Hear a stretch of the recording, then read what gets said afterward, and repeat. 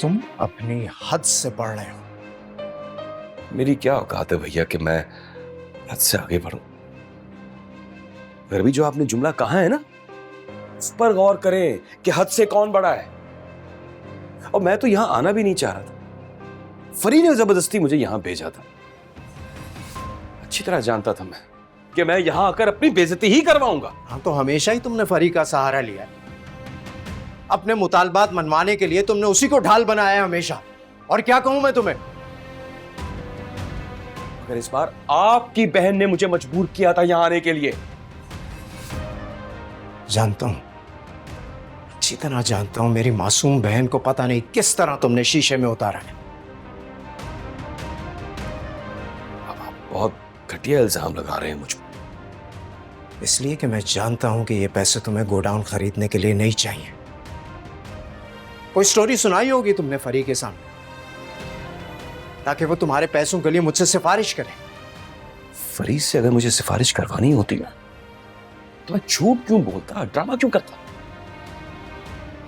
सच बोलकर भी मैं उसे मजबूर कर सकता था। मगर इस बार मुझे आपसे पैसे नहीं चाहिए थे। अच्छा ठीक है, मैं तुम्हें 20 लाख नहीं, पूरे 50 लाख देने को तैयार हूं।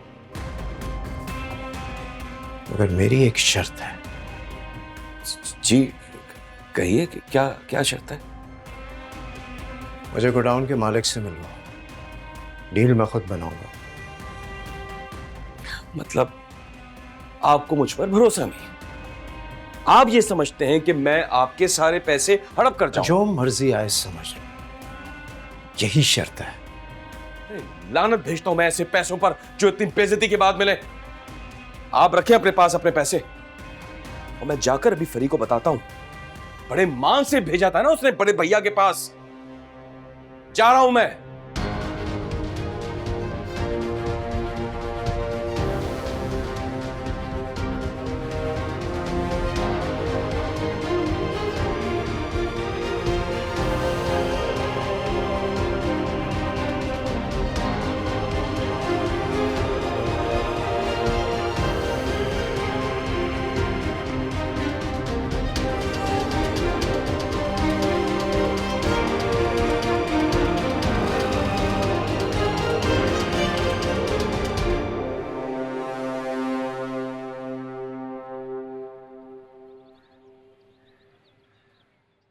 इसे शुक्र है आज मेरे साथ तुम लंच पर हो, वरना मैं तो अकेली ही कर रही होती।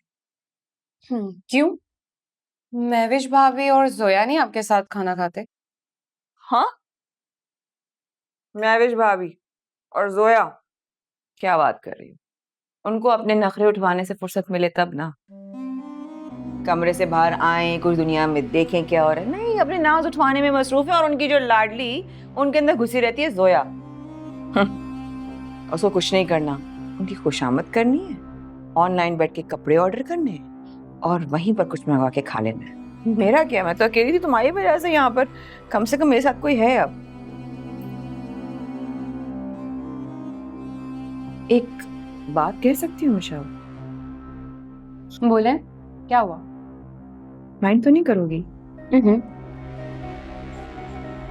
फैमिली प्लानिंग के बारे में क्या ख्याल है तुम्हारा? भाभी, अभी मेरी शादी को वक्त ही कितना हुआ है, सिर्फ कुछ महीने ही तो गुजरे हैं। और हनीमून पे भी नहीं गए, लाइफ भी नहीं एंजॉय की, कुछ किया ही नहीं है। मैं ना 4-5 साल तक ना इस सरदर्द में पड़ना ही नहीं चाहती। हाँ, 4-5 साल?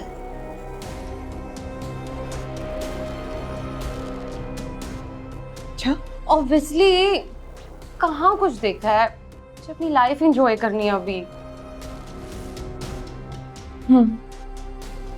सही बात है, हमारी तो कोई लाइफ ही नहीं।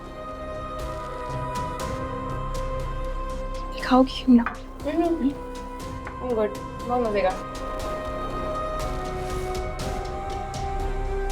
कमाल है, मेरी माँ को तो एक बच्चा भी कम लग रहा है। क्या इसकी माँ इसको कुछ समझाती नहीं है?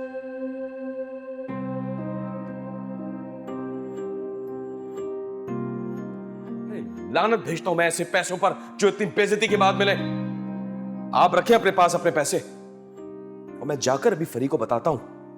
बड़े मान से भेजा था ना उसने बड़े भैया के पास। जा रहा हूं मैं।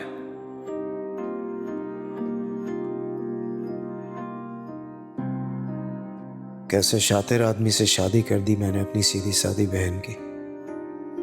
मैं जानता हूं शुएब की ये एक चाल है मुझसे पैसा बटोरने की,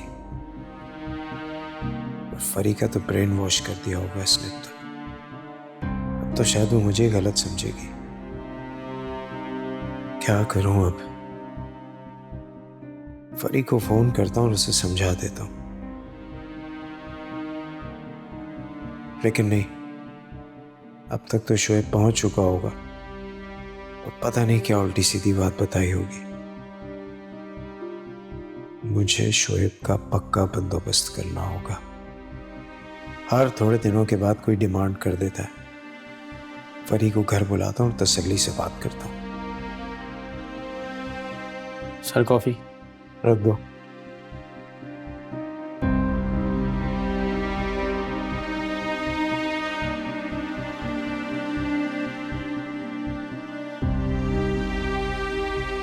सर आपकी मीटिंग है अकाउंट्स वालों के साथ 3 बजे। हम कैंसिल कर दें आज की सारी मीटिंग्स, मुझे घर जाना है। फैशन एंड कॉन्फ्रेंस मीटिंग है 4 बजे, वो बहुत इंपॉर्टेंट है सर। आप उनसे भी एक्सक्यूज कर लें, कल का कोई टाइम रख लें। Okay sir.